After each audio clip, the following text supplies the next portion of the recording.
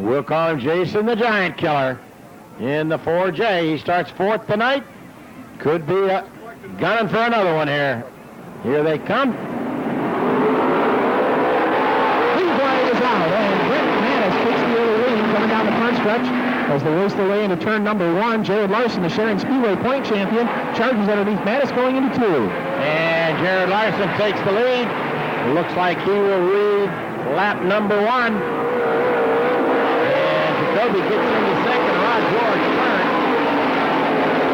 As they race their way to turn number 1, Jacoby now up into the number 2 spot. Rod George looking for racing room under the Giant Killer. Down the back stretch, side by side, heading into turn number 3 as the 49D heads pit side.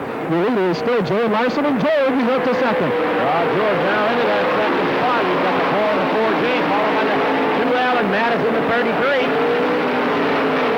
Jared Larson, been a while since he's won here. Down the back, shooting the 47. Rod George trying to reel him in here, working on lap number 3. And Lynch Jr. dashing underneath Jason Jacoby side by side. Last week, Jacoby held off Lynch almost the entire race. But now Lynch working underneath Jacoby and steals away the number 3 spot heading to turn number 2. Now we'll see if Lynch can reel in the 2 top leaders here as we finish 4 laps. Rod George has closed in on Jared Larson. Larson, the Rock Creek, Ohio driver, Sharon Speedway track champion, trying to hold off George, who has clinched the Tri-City title here tonight, as George works side by side with Larson through 4. And George down on the inside, and he has got the lead at the end of 5 laps. Rod George, you can Danny Comet.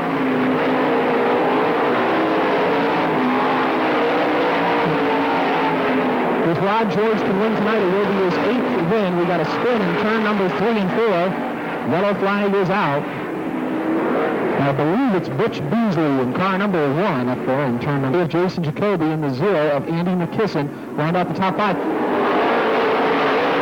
flag. Larson got a little squirrely coming down past the flagman there, but now he got a real bite through turn number 2, but he couldn't hold it. And Rod George back into the lead. George doing an interesting restart coming off the inside to go to that cone as George still leads over Larson with Lynch now trying to find racing room to get underneath Jared Larson. These 2 battled last night at Sharon Speedway with Lynch coming out the winner, and Lynch comes out in second here tonight at Tri-City as he gets by Larson. Okay, now can Lynch close in on the 4 of Rod George? That's the question with 13 laps of racing to go.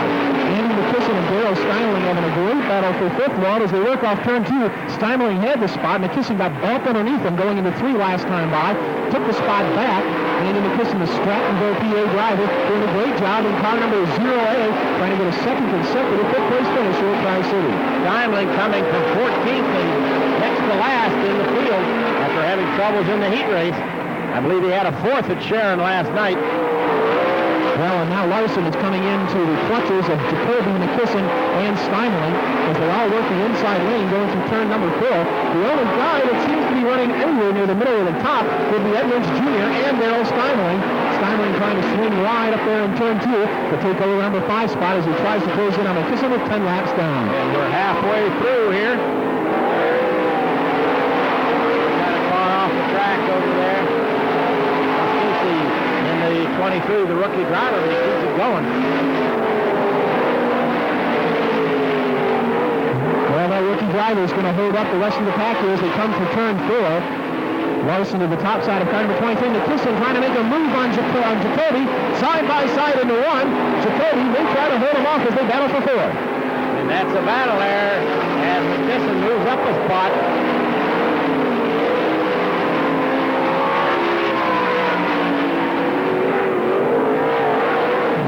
Took advantage of that lap traffic to take over 4th from Jason Jacoby.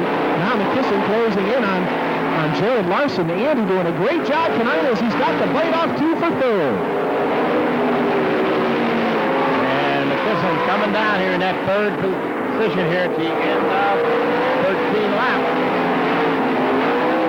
Meanwhile, Edmonds Jr. is slowly reeling in Rod George as they race into turn number 3 through the lap traffic.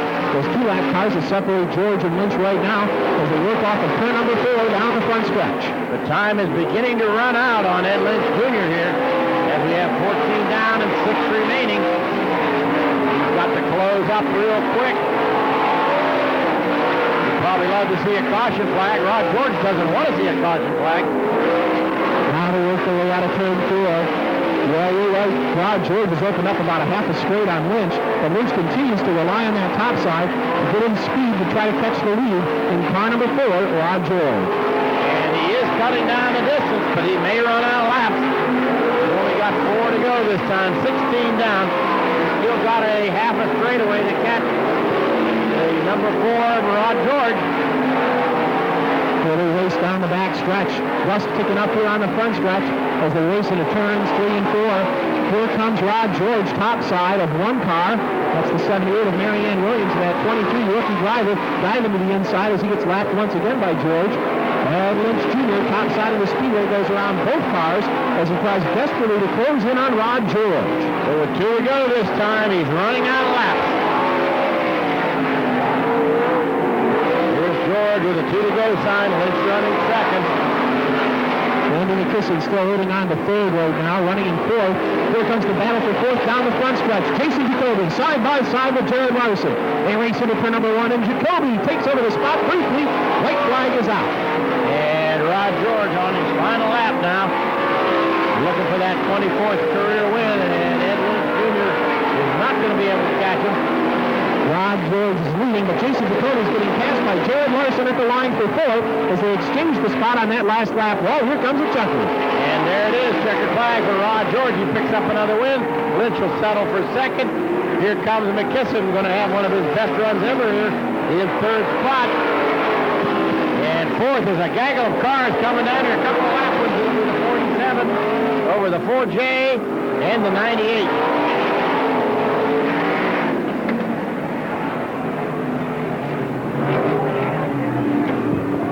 Only 165.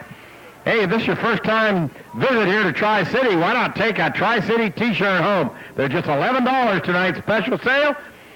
And also they have caps down there. I don't believe the caps are on sale, but you can get one of those at a regular price. Tri-City Speedway cap down there at the Tri-City apparel booth off of turn 4 behind the pit grandstand. All right, folks, here he comes. Out of the car and 8 wins this season. We'll get you up there in front. Rod George, folks. Let's hear it for Rod. Well, the Giant Killer beat you and Ed last week and Jason Jacoby, but you came through tonight, Rod. Oh, I'll tell you, hats off to Jason last week. He just flat stomped our butts, you know. I mean, he had us all covered, and I was hoping we could get it back to us this week, and, you know, track was great tonight. As you can see, it was top, bottom. I mean, even the middle of the track was nice tonight, and the racing was good. I see on the scoreboard there a couple new faces up front there, so everybody definitely getting a lot more competitive. And, I mean, tell me, it looked like you were right. I mean, the track was going everywhere, but it seemed like you had a lot of nice power coming off these turns tonight. Well, like I always say, my crew chief, Rick Lebecchio, makes the car work real good on the bottom here, and I think most anybody could drive it. It works real nice on the bottom, but you know, I moved up middle of the track there quite a few times, and, you know, the track was good up there, too. Well, this is, tonight you clinched your 2nd consecutive track championship here at Tri-City. A lot of guys don't run for points. They just let the races fall as they may, and I know you've always been that way. But I have to believe that track titles can make a difference, at least on the historical perspective for Rod George. It's super. You know, every year we say we're not going to do that, but somehow we end up getting halfway, 3/4 way through the season thinking we have a shot. So we were here every week this year, and, you know, you say it doesn't, but yeah, it means a lot. Well, the last thing is I'm going to make you feel real old now. You tied Buddy Cochran for 2nd here on the all-time win list with 24 wins, and I'm sure you remember him racing in that number 8 car and other cars. Yeah, he, you know, that's a big deal to us for sure. What can I say? You know, he was there when I first started. He was one of the guys doing it, and I don't know if he still gets in a car once in a while. I know it wasn't that long ago. He still jumped in once in a while, so that's a great deal for us for sure. Congratulations. Let's hit some sponsors quick. Well, you know, my guys, Dairy Queen from Katanning, Roadway Inn from Katanning, Warren Johnson's helped us out this year, and a big help from American Race Tire. I mean, we've run them exclusively this year. They've done a lot of homework over the winter, and they're real big help for us. Congratulations, Rod. 8th win of the season and a track title to boot. Thank you. Let's hear it, folks, for Rod George, driver car number 4 out of Katanning. And, well, I've got a lot of photographs to do down here, so we're going to try to coordinate them as quick as we can, and we'll send it back upstairs to you. Okay, I need Mike Harmon to the tower. Mike Harmon to the tower. Okay. As you know, we still got a close race in the modifieds, the track championship to be decided in this modified feature. Let's look at where Crawford. Joe will be going in 7th place in his red 25 car tonight.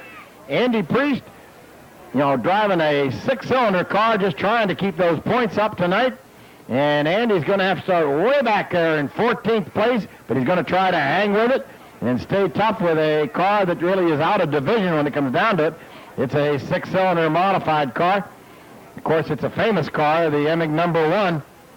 And rounding out your top 5 in the points is Skip Moore out of Jackson Center. And Skip will go into this final point race starting in 5th position. So that's where your lineup will have your top 5 drivers in the point standings. They all could shuffle around during this race, so keep your eye on those 5 drivers. Del Ruzzi Jr., Jim Racy, Joe Crawford, Andy Priest, and Skip Moore.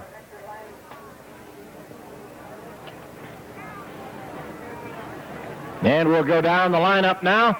As we've already mentioned, Del Ruzzi Jr. out of Frenchfield. The Frenchfield Flyer is going to be starting on the pole in the white 20D. On the outside in the silver number 40, out of Karn City, the veteran George Hobaugh had his best finish at Lernerville that he's had for a couple of years down there on Friday night, and he finished 3rd. This, I believe, is an old Jeff Hoffman car. It was a 00, and raced as a silver car then, so George really just changed the numbers, didn't change the color on that to his usual red and yellow color. Starting in 3rd position, he's had